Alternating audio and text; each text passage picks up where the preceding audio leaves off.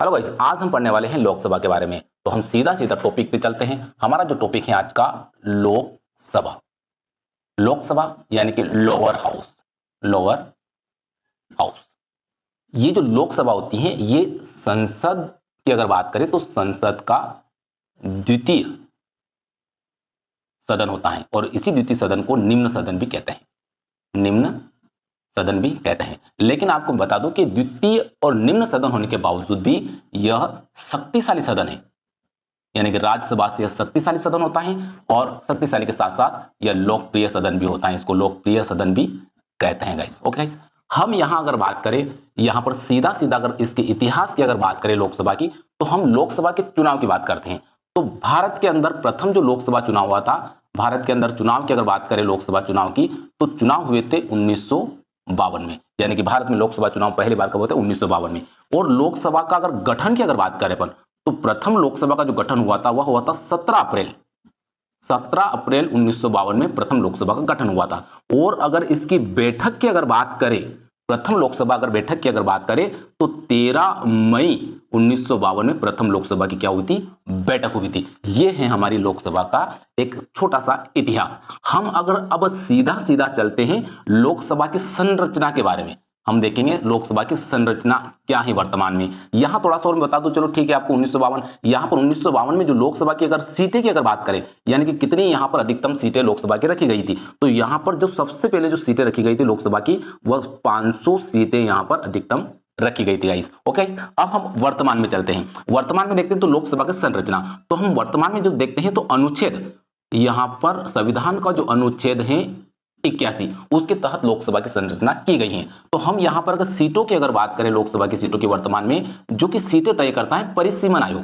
परिसीमन आयोग यहां पर सीटें तय करता है और इस परिसीमन आयोग ने 2026 तक जो लोकसभा की जो सीटें अधिकतम तय की गई हैं 552 सीट। कितनी? 552 सीट। लेकिन मैं आपको बता दूं कि जो वर्तमान में जो लोकसभा की जो सदस्य संख्या है, लोकसभा की जो सदस्य संख्या है, सदस्य संख्या की अगर बात करें वर्तमान में, तो वह है 545। अब 545 जो सीट हैं उसमें भी आपको ये बात पता होना चाहिए कि 545 जो सीट हैं उसमें से जो आरक्षित वर्ग हैं, अनुसूचित जाति, उसके लिए यहां पर 84 सीट आरक्षित की गई हैं लोकसभा की। और अनुसूचित जनजाति की अगर बात करें अपन, अनुसूचित जनजाति की अगर बात करें तो 47 सीटें उनके लिए यहां पर आरक्षित की गई हैं। और बाकी जो सामान्य वर्ग के लिए जो सीटें रखी गई हैं, सामान्य यानी ओपन जो सीट हैं, उनकी संख्या है 412 सीट। ओके गाइस, अब यहां पर ये जो टोटल जो सीट हो रही है, ये हो रही है 543 सीट हो रही है। लेकिन आपको मैं बता दूं कि जो 543 और यहां पर जो 2 सीटों का जो फासला है प्लस 2 सीटों का, ये 2 सीट जो होती हैं ये एंग्लो इंडियन की होती हैं, एंग्लो इंडियन की होती हैं, जो कि राष्ट्रपति द्वारा सीधा सीधा इन 2 सीटों पर दो सीटों पर लोकसभा के सदस्य मनोनीत किए जाते हैं राष्ट्रपति द्वारा। लेकिन आपको यह बात पता होना चाहिए कि वर्तमान में जो 2 सीट हैं ये 104वां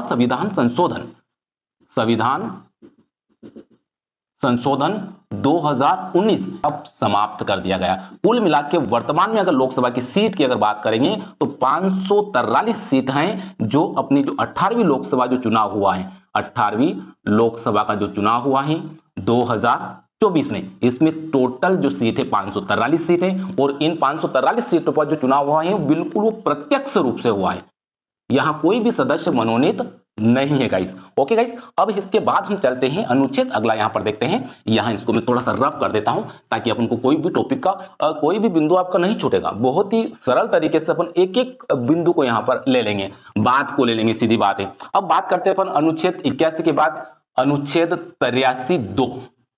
अनुच्छेद 83(2), इसमें लिखा गया है कि यहां पर कार्यकाल, यानी कि लोकसभा का कार्यकाल कितना होगा।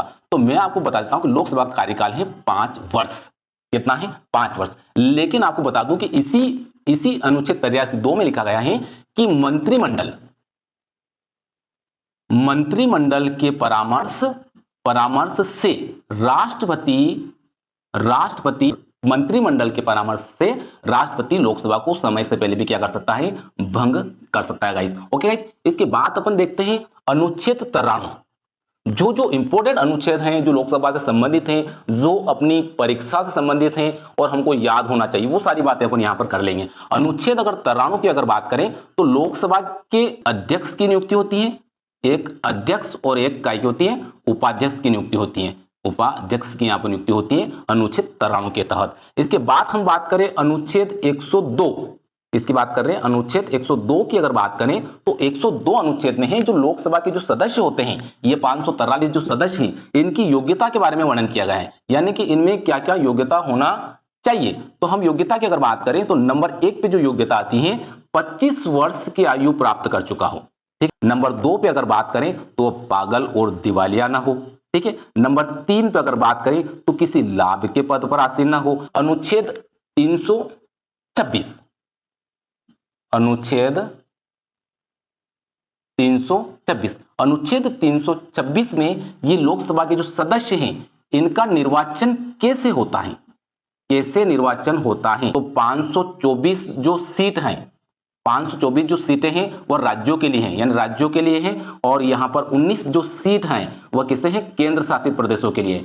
केंद्र शासित प्रदेशों से यहां पर लोकसभा के सदस्य क्या होते हैं, निर्वाचित होते हैं। 524 तो राज्यों से होते हैं और 19 कहां से होते हैं, केंद्र शासित प्रदेशों से होते हैं। अब इनका निर्वाचन कैसे होता है, तो ये आपको बता दिया मैंने कि प्रत्यक्ष रूप से होता है। कैसे होता है, प्रत्यक्ष रूप से, यानी कि 18 वर्ष की आयु प्राप्त कर चुका व्यक्ति जिसका मतदाता सूची में नाम शामिल हो वह प्रत्यक्ष रूप से इन लोकसभा सदस्यों को वोट डालता है। और अगर निर्वाचन प्रणाली की अगर बात करें, निर्वाचन प्रणाली की अगर बात करें, अपन सीधा सीधा बता दूं निर्वाचन प्रणाली, तो निर्वाचन प्रणाली जो उपयोग की जाती है उसका नाम है फर्स्ट पास्ट द पोस्ट प्रणाली के द्वारा यहां पर निर्वाचन होता है। इसका सीधा सीधा मतलब यह होता है कि मान लीजिए कोई भी संसदीय क्षेत्र है, अगर एक क्षेत्र से मान लीजिए कोई अगर 5 कैंडिडेट उम्मीदवार अगर खड़े होते हैं लेकिन चुना तो एक ही जाएगा, तो उन 5 कैंडिडेट में से जिस व्यक्ति को सबसे ज्यादा वोट मिलते हैं वह क्या होता है, विजयी घोषित कर दिया जाता है। इस प्रणाली का मतलब सीधा सीधा यही होता है, first past the post system. Okay guys.